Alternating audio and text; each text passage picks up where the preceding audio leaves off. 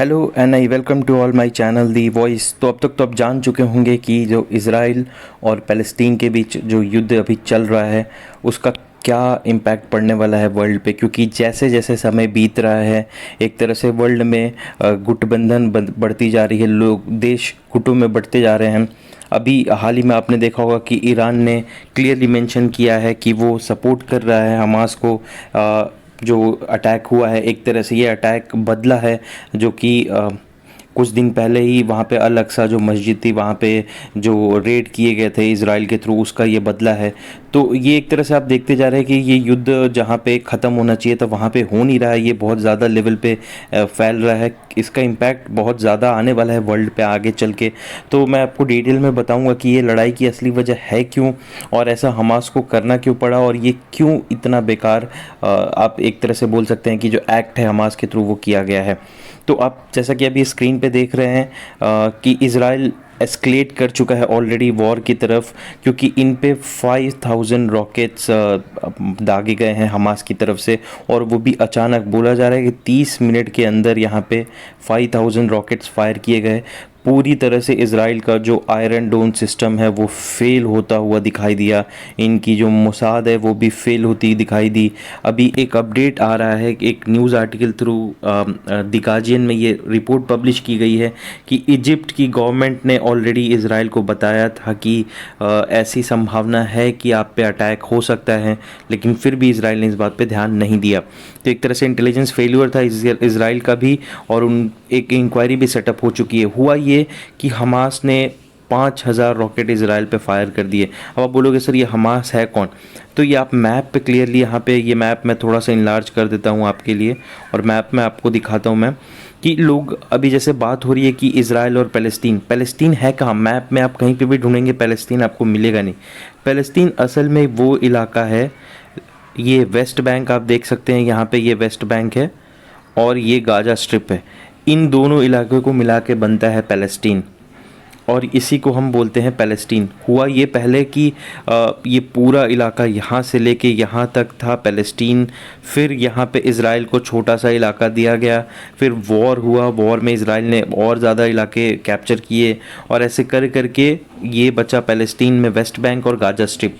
अब इशू ये है कि जो वेस्ट बैंक है वहाँ पे एक फ़तेह पार्टी रूल करती है, और जो गाजा स्ट्रिप है वहाँ पे हमास का रूलिंग है।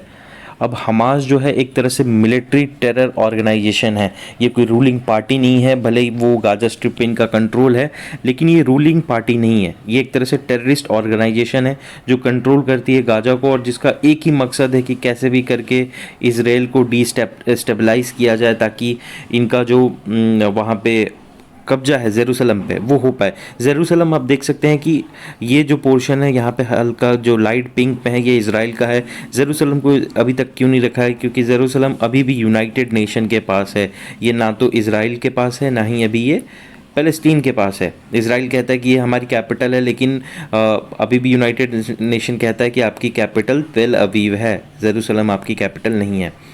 तो हुआ ये कि गाजा स्ट्रिप से यहाँ पे फायर किए गए रॉकेट्स, यहाँ ये गाजा स्ट्रिप है आप देख सकते हैं, और यहाँ से रॉकेट्स फायर किए गए और सीधे ये इज़राइल के स्टेट्स में तुरंत फायर किए गए 5000 रॉकेट्स। और उसके अलावा भी जो बैरिकेटिंग्स होती हैं उनको तोड़ के मोटर पैराशूट के थ्रू जितने भी टेररिस्ट थे वो इज़राइल में आए, उन्होंने यहाँ के लोगों को कैप्चर किया और तुरंत कैप्चर करके लेके चले गए गाजा में वापस। अब इशू यहाँ पे ये हो चुका है कि इज़राइल के जो लोग हैं वो गाजा में भी फंसे हुए हैं, गाजा स्ट्रिप में फंसे हुए हैं, एक तरह से बंधक बनाए जा चुके हैं आपके हमास के थ्रू। अब इनको छुड़ाने के लिए इज़राइल एयर स्ट्राइक तो कर सकता है, लेकिन एयर स्ट्राइक आप बिल्डिंग में करोगे ना, बिल्डिंग में अगर वहाँ पे मान लीजिए 2 फ्लोर पे हमास लेके आपके बंधक को बैठा है, तो पूरी फ्लोर को उड़ाने के लिए यहाँ पे जितने पब्लिक है उनको भी आपको सैक्रिफाइस करना पड़ेगा। तो इज़राइल के लिए ये बहुत बड़ा इशू हो चुका है कि कैसे अपने लोगों को छुड़ा के लेके आए हमास के थ्रू से, और साथ ही साथ हमास को भी कैसे ख़त्म करे। ये दो तरफा इशू इज़राइल को अभी इस वक्त झेलना पड़ रहा है। अभी यूएसए ने भी ये अनाउंस कर दिया कि वो भी अपना जो माफ़ कीजिएगा, वो भी अपना जो नेवी का फ्लीट है उनका यूएसएस जेराल्ड, जो कि अब तक का सबसे बड़ा एयरक्राफ्ट कैरियर है, उसको मेडिटेरियन सी में भेजेंगे। यहाँ पे आप देख सकते हैं कि ये है मेडिटेरियन सी यहाँ पे, ताकि ये इसलिए भेजा जा रहा है ताकि यहाँ से गाजा स्ट्रिप से कोई वाटर बोट या फिर इसके थ्रू कोई अटैक यहाँ पे ना हो पाए, यहाँ पे ना हो पाए। इसलिए यहाँ से पूरी तरह से अमेरिका सेफ्टी एक तरह से दे रहा है इसराइल को कि ठीक है, आप ग्राउंड पे देखो, हम वाटर का हम संभाल लेंगे।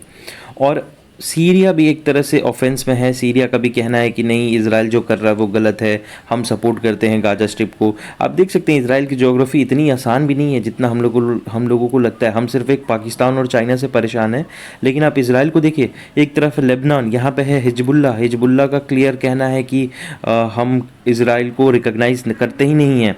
हिजबुल्ला एक आतंकवादी संगठन है, लेकिन एक तरह से वो पावर में भी है वहाँ पे लेबनान में। सीरिया जो कि इसराइल को रिकॉग्नाइज नहीं करता, जॉर्डन जो कि नहीं करता, ऑलरेडी वॉर लड़ चुका है, इजिप्ट जो कि नहीं करता, अभी जाके हालात थोड़े सही हुए हैं, नहीं तो इन सारे लोगों से घिरा हुआ है यहाँ पे इसराइल ये।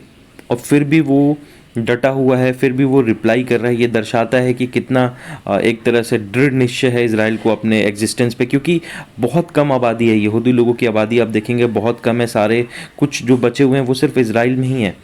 तो ये इसराइल के लिए एक तरह से एग्जिस्टेंस की लड़ाई हो चुकी है और इसराइल इसको लड़ भी रहा है वैसे ही। और आप देखेंगे यहाँ पे कि जो अटैक्स हुए हैं, 900 पीपल किल्ड।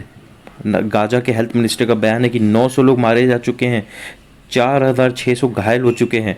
और कोस्टल इनक्लेव जो कि कोस्टल इलाका है वहाँ पे, और क्लियरली यहाँ पे देखा जा रहा है कि इसराइल की मिलिट्री ने कहा है कि इसराइल में जो मौतें हैं वो 1200 तक जा चुकी हैं और 2700 लोग घायल हो चुके हैं। आप देख सकते हैं दोनों तरफ से हैवी कैजुअलिटी देखने को मिल रही है। और ये सबसे बड़ा पैलेस्टीनी मिलिट्री अटैक कहा जा रहा है इसराइल की हिस्ट्री में, अब तक के हिस्ट्री में ये सबसे बड़ा अटैक रहा है इसराइल पे। एक ही दिन में 600 लोगों को वहाँ पे उनका म्यूज़िक फेस्टिवल चल रहा था, वहाँ पे उनकी होली फेस्टिवल चल रही थी, वहाँ पे जाके क्लियरली गन शॉट पे पॉइंट ब्लैंक रेंज से उनको मारा गया वहाँ पे सीधे ऑन दी स्पॉट। तो ये एक छोटा मोटा अटैक नहीं था। 5000 रॉकेट किसी कंट्री पे आप ऐसे ही उठ के और फायर कर दो और उम्मीद करो कि वो कंट्री आपको वेलकम करेगी, ऐसा नहीं होने वाला। इसराइल बहुत तगड़ा रिप्लाई देगा। और इसराइल का तो कहना ये है कि हम गाजा स्ट्रिप को मिटा देंगे। इसराइल का क्लियर कहना ये है कि we will destroy Gaza strip. जो गाजा स्ट्रिप का ज्योग्राफी था उसको हम बदल देंगे, वी विल चेंज इट। और ये उनका कहना ये है कि बहुत बड़ी गलती कर दी हमास ने ऐसा करके। तो आने वाले टाइम में हम देखेंगे कि कितना ज़्यादा एग्रेसिव इसराइल हो पाता है इस वॉर को लेके, और कितनी ज़्यादा कैजुअलिटी दोनों तरफ से होती है, ये भी देखने वाली बात है। ह्यूमैनिटेरियन ग्राउंड भी यहाँ पे आएगा, मानवता की भी बात यहाँ पे आएगी।